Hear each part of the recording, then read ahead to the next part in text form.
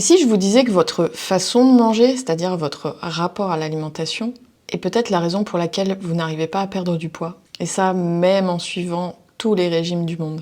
Peut-être que vous avez déjà tout essayé d'ailleurs. Hypocalorique, jeûne, cétogène, Dukan, Weight Watcher, compter les calories, peser, mettre des couleurs. Et ça marche, hein. Sur le coup, ça marche. Mais à chaque fois que vous arrêtez, plus ou moins vite, tous les kilos reviennent. Et parfois même plus. Et je vais même aller plus loin. Les kilos que vous avez perdus, c'était du gras et du muscle. Et ce qui revient, c'est que du gras. Le pire dans tout ça, c'est que c'est frustrant et c'est culpabilisant parce que, à force, vous vous sentez nul et vous vous demandez pourquoi vous n'y arrivez pas. Mais est-ce que vous avez déjà pris le temps d'essayer de comprendre votre rapport à l'alimentation? Est-ce que vous savez ce que c'est le rapport à l'alimentation? Le rapport à l'alimentation, ça ne concerne pas ce que vous mangez, mais c'est plutôt comment et surtout pourquoi vous le mangez. Donc aujourd'hui, vous avez compris, on va plonger au cœur de ce problème-là, du rapport à l'alimentation. Et je vais vous montrer comment changer votre rapport à la nourriture pour une perte de poids qui sera plus durable et qui se fera sans frustration ni restriction. De quoi on parle quand on parle de rapport à l'alimentation? Alors on va faire un petit exercice. Je vais vous demander de fermer les yeux et d'imaginer que vous êtes dans une salle remplie de monde avec un énorme et somptueux buffet devant vous. Sur ce buffet, il y a tout ce que vous aimez. Est-ce que vous avez déjà remarqué dans ce genre de situation, il y a des personnes qui vont se ruer sur le buffet?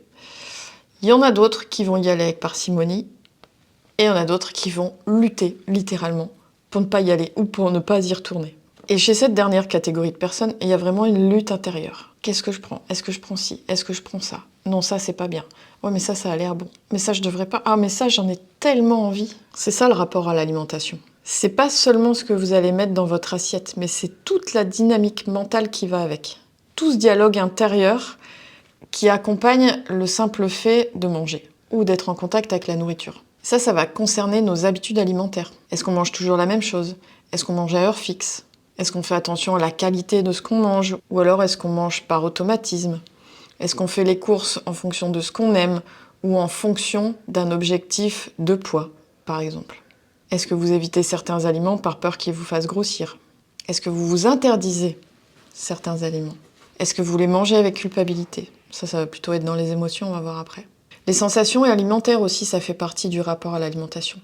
Êtes-vous consciente de vos sensations de faim et de satiété? Sentez-vous la faim? Sentez-vous la satiété? Ou alors, encore une fois, est-ce que vous mangez parce que c'est l'heure? Est-ce que vous mangez jusqu'à terminer votre assiette ou est-ce que vous arrêtez quand vous n'avez plus faim? Est-ce que vous vous forcez à prendre ce dessert? Parce que sinon, votre belle-mère va mal le prendre. Est-ce que vous vous obligez à prendre ce verre de vin par peur que vos amis ne comprennent pas pourquoi vous ne voulez pas de vin? Est-ce que vous prenez ce verre d'alcool à l'apéro pour faire comme tout le monde et qu'on ne vous demande pas « bah quoi, tu bois pas ?»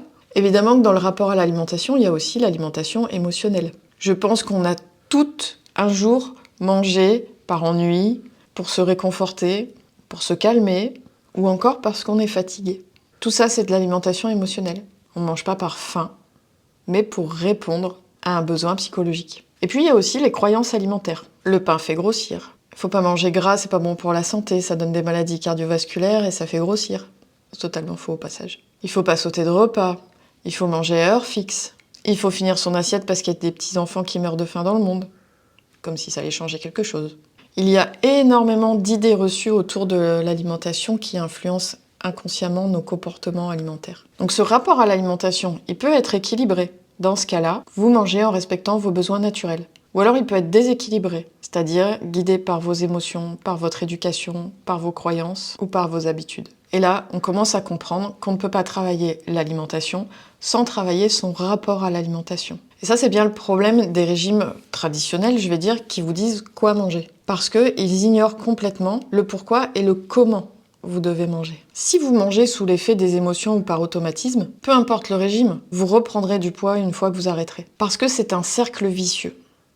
La privation entraîne de la frustration, qui finit par entraîner des craquages, de la culpabilité et donc de l'alimentation émotionnelle. Donc ce qu'il vous faut, c'est pas un nouveau régime, c'est pas le dernier régime à la mode, parce qu'en plus on en voit de plus en plus farfelus. Ce qu'il vous faut, c'est une nouvelle façon d'écouter votre corps et il faut surtout adopter des bonnes habitudes alimentaires durables.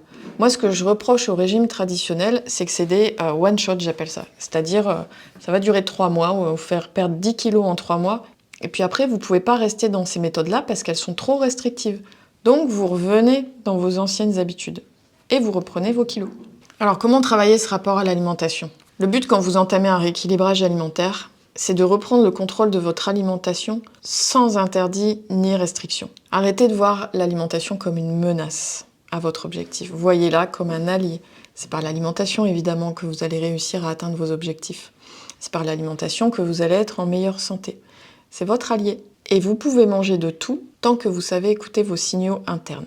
Quand je dis de tout, évidemment je pense à tout ce qui concerne une alimentation saine, c'est-à-dire la plupart du temps cuisinée à partir de produits bruts. Pour changer votre rapport à l'alimentation, il va falloir aussi désamorcer l'alimentation émotionnelle. Vouloir se réconforter avec de la nourriture, c'est normal.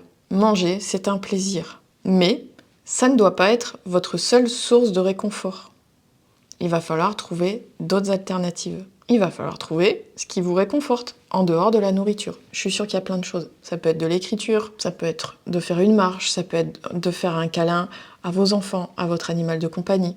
Ça peut être d'aller vous couper des fleurs au jardin pour vous faire un bouquet. Ça peut être d'aller faire une promenade avec une amie. Il y a plein de choses qui nous réconfortent. Évidemment, il va aussi falloir écouter votre corps, c'est-à-dire reconnaître vos sensations de faim, vos signaux de satiété, savoir manger en pleine conscience pour découvrir tout ça, et laisser vos sensations s'exprimer et pouvoir les entendre. Et aussi vous poser la question, chaque fois avant de manger quelque chose, est-ce que j'ai vraiment faim ou est-ce que j'ai envie de manger? Et puis il va falloir changer votre identité alimentaire. Qu'est-ce que j'entends par là?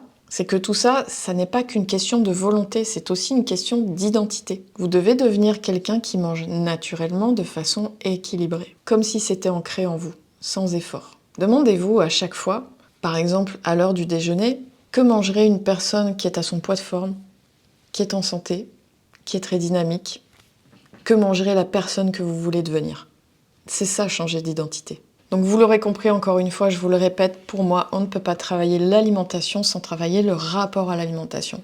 Et c'est pour ça que dans ce que je propose, moi, mon approche, elle repose sur 4 piliers. La psychonutrition, donc c'est l'étude de tout ce que je viens de vous présenter, le rapport à l'alimentation. Ça repose sur l'alimentation en pleine conscience, pour être connecté à ses sensations. Ça permet aussi de ralentir, de savourer et de respecter son corps. D'ailleurs, j'avais déjà fait une vidéo pour vous aider à déguster en pleine conscience. Je vous encourage vraiment à la faire parce que c'est une expérience qui peut être très étonnante. Mon 3e pilier, c'est la chronobiologie alimentaire. Ça consiste à manger en respectant nos rythmes naturels pour soutenir le métabolisme, le système hormonal et aussi pour soutenir la fabrication d'énergie. Et puis, il faut aussi penser en termes d'évolution de nos habitudes. Si vous voulez changer votre identité, il va aussi falloir changer vos habitudes. Donc, c'est pas une révolution que je vous demande, c'est une évolution. Des petits changements qui, mis bout à bout, donneront un grand changement à long terme.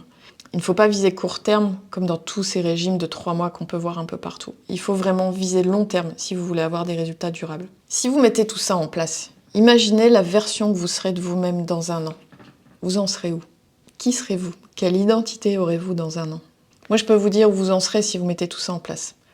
Vous aurez arrêté les régimes à répétition, vous aurez arrêté l'effet yo-yo, vous mangerez ce que vous aimez sans culpabilité, vous vous sentirez légère, pleine d'énergie et connectée à votre corps. Et je vais vous aider à faire ce premier petit pas. Voici ce que vous allez réaliser. Pendant une semaine, avant chaque repas, vous allez vous demander « Est-ce que j'ai faim ou est-ce que j'ai envie de manger ?»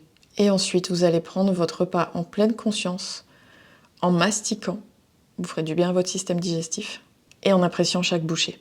Allez, dites-moi en commentaire, je suis curieuse. Est-ce que vous mangez quand vous avez faim? Est-ce que vous arrivez à détecter votre faim physique? Est-ce que vous arrêtez de manger quand vous n'avez plus faim? Ou est-ce que vous voulez à tout prix finir votre assiette à chaque fois parce qu'on vous a éduqué comme ça? Si cette vidéo vous a plu, si elle vous a parlé, je vous invite à la liker, je vous invite à vous abonner et je vous invite aussi à activer la cloche si vous ne voulez pas rater mes prochaines vidéos qui sortent tous les dimanches soirs à 18 h.